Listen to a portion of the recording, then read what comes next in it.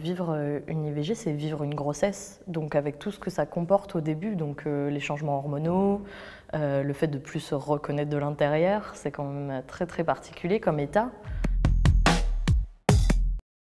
Bonjour, je m'appelle Léa Castor, je suis illustratrice et autrice de bande dessinée et je viens de sortir une bande dessinée qui s'appelle Cher Blob Blob, Lettre à mon embryon et qui parle de l'IVG. C'est l'histoire de Violette qui a 28 ans et qui est dans un couple hétéro très classique, ça fait quelques années, et en fait elle va tomber enceinte alors qu'elle est contraceptée. Et malgré un choix commun avec son partenaire, ça va mal se passer, elle va être très triste et elle ne comprend pas pourquoi en fait, vu qu'elle a fait ce choix-là. J'ai fait cette BD parce que j'ai moi-même vécu 2 IVG et que j'étais dans un état de détresse en fait. J'ai eu besoin d'écrire et j'ai eu besoin de transformer aussi ce que j'ai vécu en une autre histoire. Et j'ai eu besoin aussi de me dire que ça allait servir à d'autres gens, qu'il y ait des gens qui puissent y trouver du réconfort, y trouver du soulagement, parce qu'on se sent souvent très seul en fait dans cette expérience qui est très peu racontée. L'IVG est encore un tabou en France. Il y a encore en fait des manifestations contre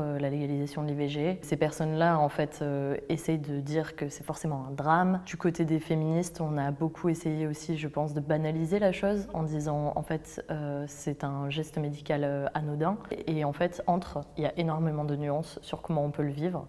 Et moi, j'essaye d'apporter ma pierre avec cette BD pour dire ça peut se passer comme ça peut se passer d'autres manières et on est tout le temps en fait légitime à le vivre comme on le vit. Le délai en fait de temps, entre le moment où on prend son premier rendez-vous pour l'IVG et le moment où on va vraiment expulser en fait l'embryon, bien sûr que ça peut être source de détresse en fait de se retrouver dans cette situation où on nous fait poireauter pendant des semaines. Vivre une IVG, c'est vivre une grossesse, donc avec tout ce que ça comporte au début, donc les changements hormonaux, le fait de plus se reconnaître de l'intérieur, c'est quand même très très particulier comme état. Donc en fait on vit quand même une grossesse, mais en même temps on n'en veut pas et ça peut être vraiment source de détresse. Samia, l'amie de Violette, lui répond de manière très ironique, mais Violette, ne sais-tu pas que notre utérus appartient à tout le monde. Quand Violette en fait lui dit qu'elle a eu beaucoup de remarques, de conseils déplacés en fait de personnes qui n'étaient même pas forcément docteurs, mais qui se sont permis de lui dire tu devrais faire ci,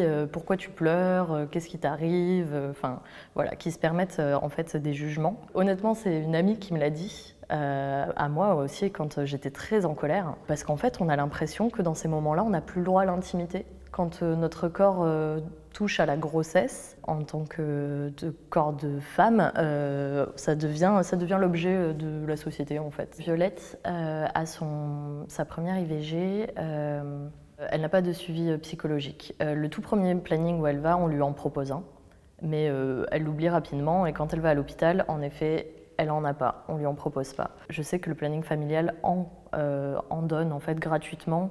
Moi, avec mon partenaire, on a pu même appeler 1 an après pour avoir en fait un suivi post-avortement. Pour l'instant, ça manque encore d'accompagnement. Je pense que globalement, en termes d'éducation, on manque quelque chose. Chez les femmes, je trouve qu'on sait finalement peu.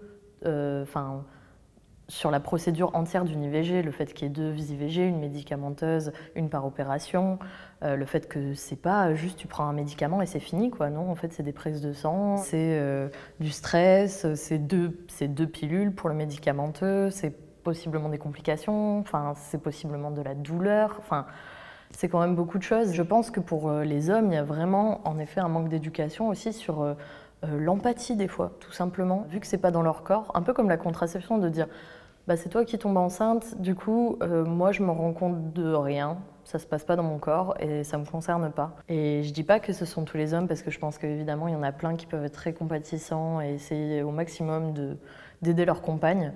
Mais en fait, je pense que ça devrait être un automatisme et qu'on devrait être au même niveau d'éducation au collège ou au lycée que le planning familial qui normalement est censé passer dans les écoles, explique aussi qu'est-ce que c'est un IVG et qu'est-ce que c'est les conséquences, et pour que tout le monde se sente plus responsable. Pour ce qui me concerne, en fait, je pense que la BD, ça m'a beaucoup aidée à passer au-dessus, m'intéresser au sujet aussi. Je suis vraiment contente au final d'avoir sorti quelque chose comme une bande dessinée d'une telle expérience et j'ai l'impression de l'avoir on va dire, sublimé, quoi. Mon conseil principal, ce serait d'en parler et d'être entouré, de trouver au moins une personne en qui vous pouvez avoir confiance pour vous accompagner dans l'IVG, que ce soit votre partenaire, que ce soit une amie, que ce soit vos parents, une tante, peu importe vraiment. Je pense que aussi, comme je disais précédemment, de se rapprocher du planning familial, c'est super important parce qu'elles peuvent mettre des choses en place.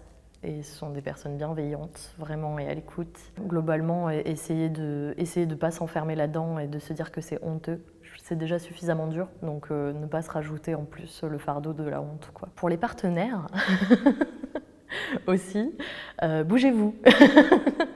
Je pense que c'est...